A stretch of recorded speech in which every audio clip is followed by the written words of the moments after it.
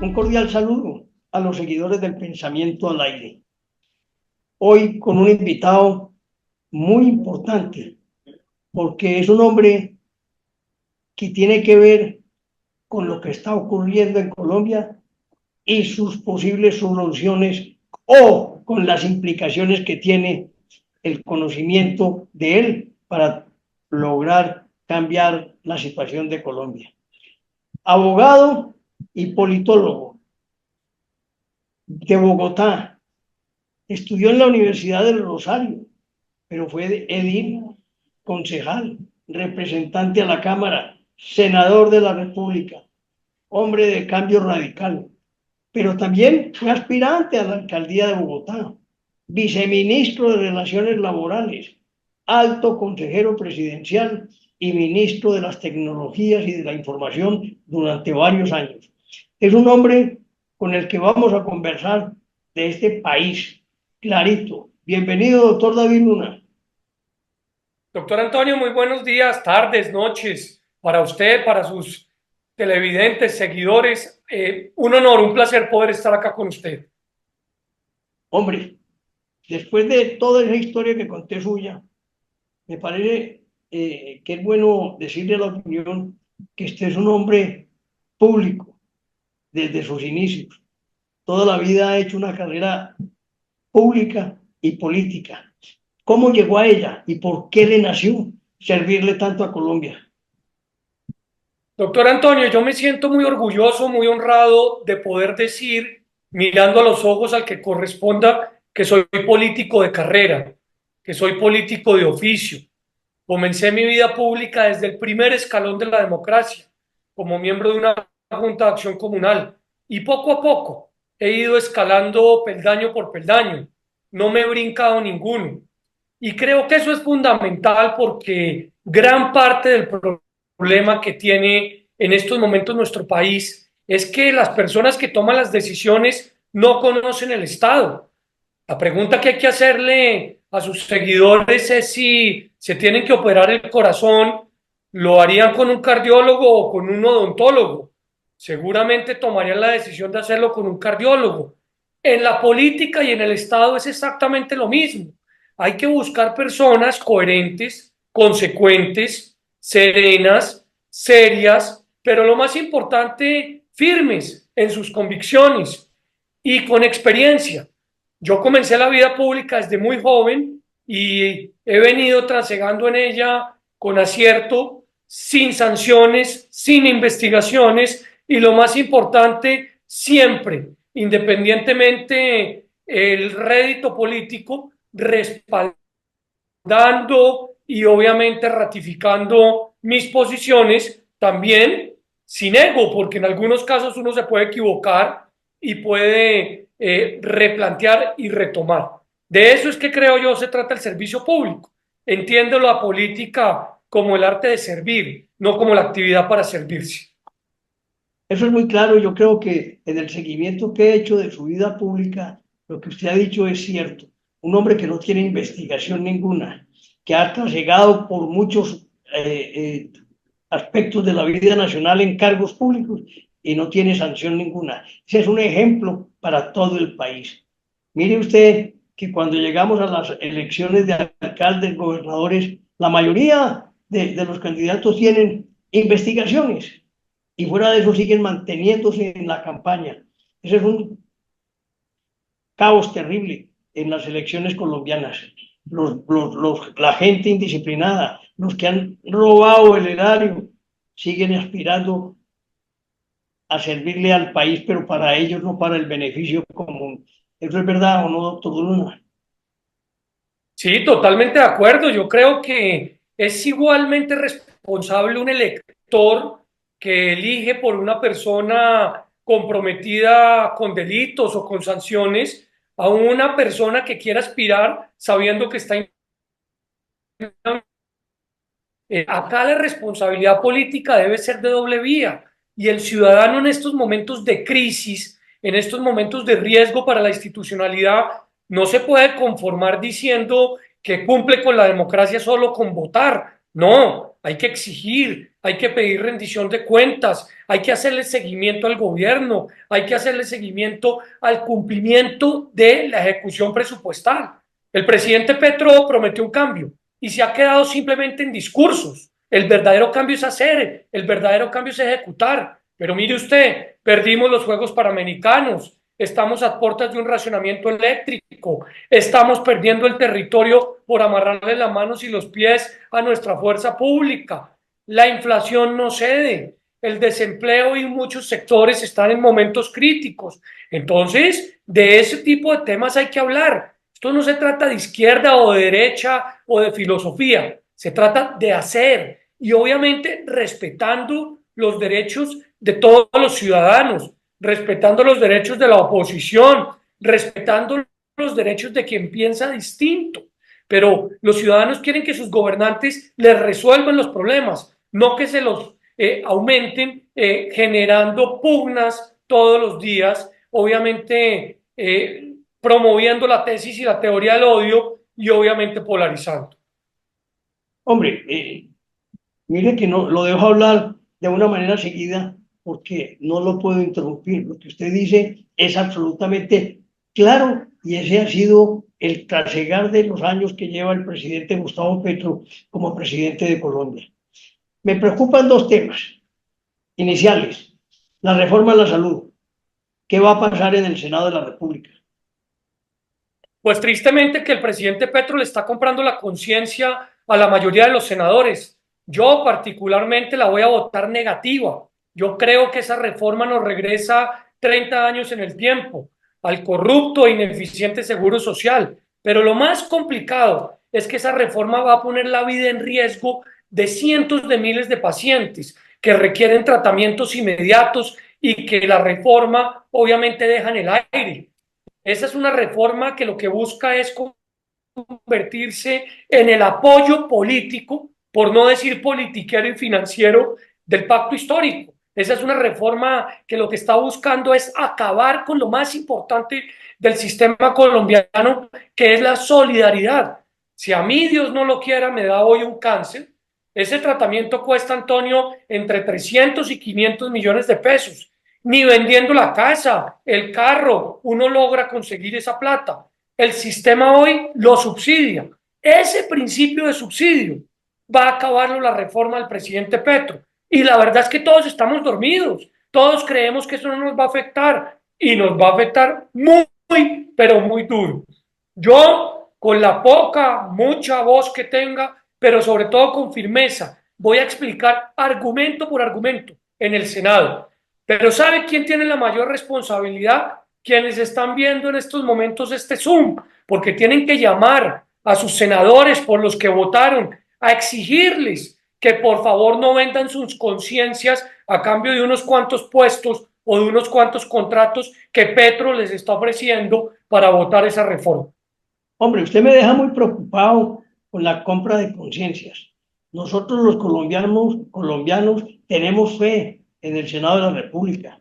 ¿Será posible que allá, a los 100 senadores existentes hoy, 106, los vayan a comprar? Eso sería inaudito, inadmisible y casi que rompería con el principio de la democracia. Pues mira, Antonio, yo lo digo, no para generar pánico, pero sí para despertar. Hoy la reforma a la salud pasa, se convierte en ley y claramente quienes van a sufrir somos todos, porque todos vamos a terminar siendo en algún momento de la vida pacientes, de alto costo o no, pero pacientes. Nadie se está poniendo en la tarea de identificar cuáles son las verdaderas consecuencias de esa reforma. Y lo que va a pasar es que la salud va a depender de un voto, porque si usted no vota por el partido de turno, pues simplemente no lo atiende. Acá hay un llamado a la sensatez, un llamado a la urgencia, ese cuentico de que tranquilos que en el año 26 ya estamos a puertas de terminar. No, acá el presidente Petro va por más y tenemos que pellizcarnos para entender que quienes defendemos la institucionalidad debemos controvertir, claro, con hechos, con evidencia, con respeto, pero también con firmeza. Me parece muy bien. Y mire claramente a la audiencia Está hablando un hombre con mucha firmeza y lo dice con claridad. Ojo con esa reforma en la salud que va a acabar con los colombianos. Vámonos para otro tema, doctor David. Me preocupa mucho el tema de la reforma pensional. También se debatirá en primeras instancias, esta vez en el Senado de la República. ¿Cómo la ve? También la voy a votar negativamente porque juega con los ahorros de los colombianos. Pero contrario a lo que dice Petro con los más pobres, le voy a contar, todas las personas que han logrado ahorrar un salario mínimo entre y 300 semanas, les van a regresar sus ahorros sin ningún punto de interés. Eso es inaudito. Hoy una persona que ha ahorrado durante 4, 5, 7 años, que sabe que no se va a pensionar, pide el regreso de sus ahorros y se lo regresan con el 3 o incluso con el 4%. Eso va a terminarse. En segundo lugar, contrario a lo que dice Petro en sus trinos, la reforma sí aumenta la edad para quienes están en fondos privados y están a puertas de pensionarse. Y en tercer lugar, lo que pretenden es manejar los ahorros de los colombianos de manera política. Entonces siento que esta reforma, contrario a lo que dicen economistas muy prestantes, no es que sea la más buena de las tres, es igual de mala a las otras que ha planteado el presidente Petro. También le anuncio que la votaré negativamente, con argumentos, con respeto, pero con firmeza. Pero también le anuncio que Petro está comprando conciencia para Hombre, lograr que en el Senado salga adelante con tránsito a la Cámara. eso, si pasa en el Senado y no se hunde, difícilmente la para la Cámara de Representantes. Uno se pone las manos Es en que, la doctor cabeza. Antonio, perdóneme, lo interrumpo. Perdóneme, lo interrumpo un minuto. Estamos dormidos, la sociedad está dormida. Acá estamos convencidos que porque algunos dicen que esto se acaba en el 2026, pues todos tranquilos. No, les insisto, el pacto histórico y el presidente Petro tienen interés en permanecer en el poder, incluso cambiando la constitución. Tenemos que despertar para actuar democráticamente, con argumentos y obviamente de voz con voz y hacia el pueblo para que la gente entienda que hay más pobreza en estos momentos, hay más corrupción en estos momentos, hay más inseguridad en estos momentos. Y todos creemos que porque el presidente Petro es de izquierda, nadie lo puede criticar. No, no, no, no, no, no, no. De la misma forma como él ejerció la oposición, la ejerzo yo, con respeto, con argumentos, pero con contundencia.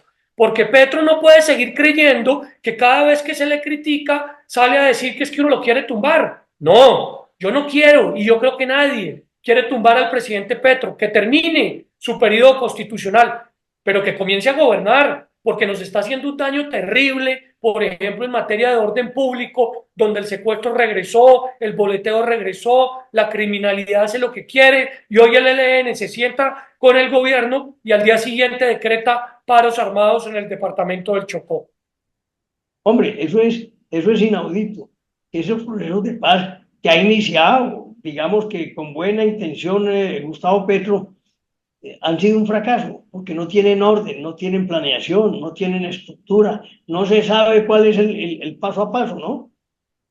Yo soy un hombre de paz, yo creo que el diálogo es fundamental y yo creo que esa es la mejor forma de resolver el conflicto colombiano, pero eso no puede darse sin que la fuerza pública pueda proteger a la sociedad civil. Los decretos de cese al fuego del presidente de diciembre del año 2022 le amarraron las manos y los pies a la fuerza pública y a la policía. No pueden actuar si no tienen autorización desde Bogotá. Hágame el favor. Y entonces el ciudadano, cuando lo van a robar o cuando lo van a secuestrar, llama al ministro del Interior a decirle, por favor, no me secuestre. No, ni el ministro le contesta ni uno tiene tiempo de llamarlo. Entonces hay que entender que esta es la vida real y que lamentablemente el presidente se ha dedicado a muy buenos discursos, pero a muy poca acción. Y dos, yo sé que usted tiene una audiencia muy importante en el departamento de Antioquia y es muy complejo lo que está pasando con el presupuesto. Estamos hablando de que se han congelado 13 billones de pesos o en algún caso se puede decir se han cambiado de destinación. Yo le voy a mencionar, sufre el túnel del Toyo en Antioquia, sufre el metro ligero de la 80 en Medellín, sufren proyectos que conectan Antioquia con el resto del país, como es Pacífico 1, Pacífico 2, Pacífico 3, la autopista del Mar 1, la autopista del Mar 2 y Magdalena 2, y obviamente las autopistas del nordeste antioqueño y las de Urabá. Entonces, tenemos que por lo menos saber qué es lo que está pasando, porque la infraestructura, en el caso del departamento de Antioquia y de Bogotá, por ejemplo, con el metro, se pueden ver afectadas por unas decisiones desde el punto de vista técnico y tecnócrata cero sustentadas en la evidencia. Hombre, es que preocupa ahí también lo que dice el presidente Petro, que esas vías son para los ricos. Hombre, yo no he visto una opinión más ridícula en la historia de mi vida. ¿Cómo puede ser posible que sustente en paralizar 13 billones de pesos que porque esas vías son para ricos? Eso es el desarrollo del país. Totalmente de acuerdo, es que la infraestructura es fundamental para que los campesinos puedan sacar sus productos de manera más efectiva. Y si los campesinos pueden sacar sus productos más efectivamente, pues obviamente va a ser más barato comprarlos en el supermercado. Es muy importante que departamentos como Cundinamarca, como Antioquia, tengan conexión mucho más rápida con el mar para lograr disminuir los fletes y por ende, obviamente, los costos de ese tipo de productos. Acá se trata de lograr algo tan importante y tan valioso como comprender que el país necesita infraestructura. Infraestructura no solamente es vías, también es viviendas, también es colegios. El presidente Petro no puede ir contra la dinámica normal y en estos momentos pues estamos teniendo una dificultad muy, pero muy grande en ese sentido. Hombre, doctor Luna, mire que estamos tocando temas puntuales, que podríamos ampliarlos de muchas formas, en varios debates posteriores, conversatorios, y fuera de eso lo que usted hace todo el día. Yo lo veo opinando permanentemente de lo que ocurre en el país. Es que a mí me preocupa un tema. El presidente Petro, que usted lo mencionó ahora, cada que ocurre algo malo, sale a amenazar que salen sus gentes que lo apoyan a las calles. Lo vimos recientemente, la salida a las calles fue mínima, pero genera un ambiente de hostilidad, de preocupación y de malestar en los ciudadanos. Uno no puede, como presidente, estar presionando a la gente para que actúe de otra o de otra manera, ¿no? Totalmente de acuerdo, doctor Antonio. Pareciera que le interesa más confrontar que gobernar. Y es fundamental que entienda que hay que resolverle los problemas a los ciudadanos. En el departamento del Chocó, donde hubo semejante tragedia del derrumbe, donde el ELN hace lo que le viene en gana, donde lamentablemente están teniendo dificultades para generar empleo, pues no les importa la confrontación entre Petro y los magistrados. A ellos lo que les importa es que les resuelvan sus problemas de manera inmediata. Y a eso es lo que hay que apostarle. Mientras que acá se arman unas marchas, muchas de ellas sin sintonía, sin obviamente participación y con el ánimo de lograr unas imágenes de televisión, en el departamento del Huila, pues se está reviviendo el secuestro. Entonces, tenemos que entender que es fundamental trabajar de la mano de la ciudadanía. Un presidente se elige para resolver los problemas, no para convertirse en líder internacional y para lograr demostrar pues que seguramente en el conflicto de Israel y Palestina tiene una posición distinta a la de otras personas. De eso es que se trata este ejercicio. Entonces, metámosle un poquito de sentido común y como ciudadanos entendamos que el verdadero cambio es hacer.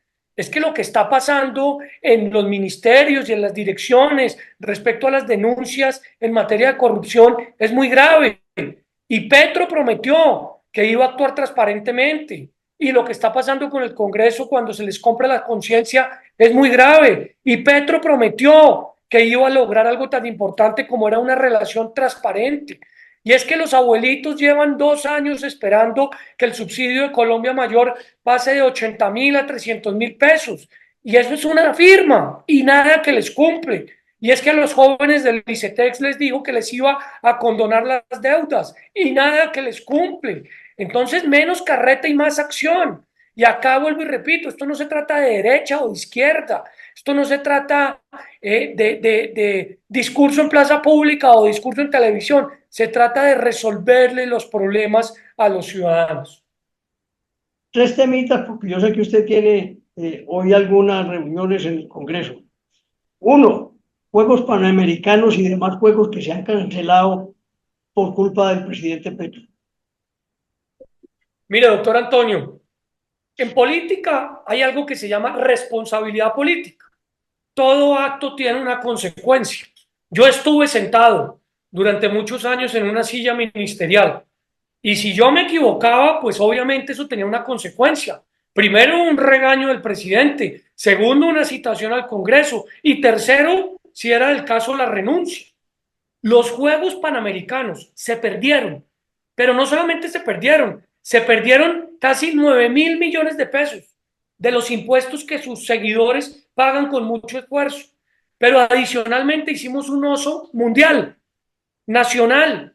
Yo no quiero pensar que los Juegos se perdieron por mezquindad, porque iban a ser en Barranquilla y Petro perdió las elecciones en Barranquilla. Yo no quiero pensar eso. Pero sí estoy convencido que por lo menos se perdieron por falta de eficiencia. Y por esa razón hemos citado un debate de moción de censura para que la ministra del Deporte responda y para que la ministra del Deporte abandone su cargo, porque esa es la consecuencia de hacer las cosas de manera equivocada. Yo no creo que vayamos a lograr recuperar el prestigio en el mundo del deporte con facilidad. Terrible ese tema. La última, hombre, doctor David Luna, que preocupa a todo el mundo. Esa forma en que actuó el presidente para presionar la elección del fiscal general de la Nación. Yo vuelvo y le insisto, doctor Antonio, yo le pido al presidente Petro con respeto, pero con firmeza, que después de 2 años de gobierno inicie a gobernar y no se dedique a confrontar. El presidente Petro tiene que entender que acá hay tres ramas del poder: la judicial, que representa las cortes, la legislativa, que representa el Congreso, y el ejecutivo, que él representa. Son independientes. Como yo respeto el fuero presidencial para que él nombre o retire ministros, él tiene que respetar el fuero de la Corte para elegir fiscal y tiene que respetar el fuero del Congreso para tomar determinaciones. Esta no es una monarquía, el presidente no es un rey, el presidente es un presidente y como presidente tiene que responderle a las demás ramas del poder.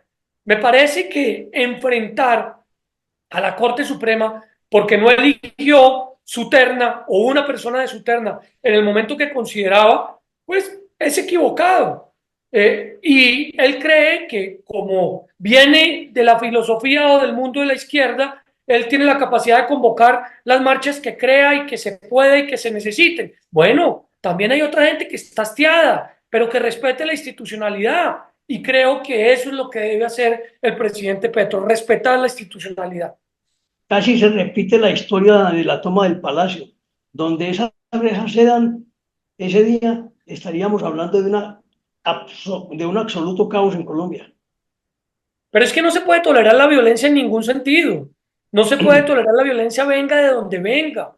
Es que recuerde usted que el pacto histórico instrumentalizó a la policía en las protestas del año 20 y 21. Dijeron que la policía actuaba violando los derechos humanos.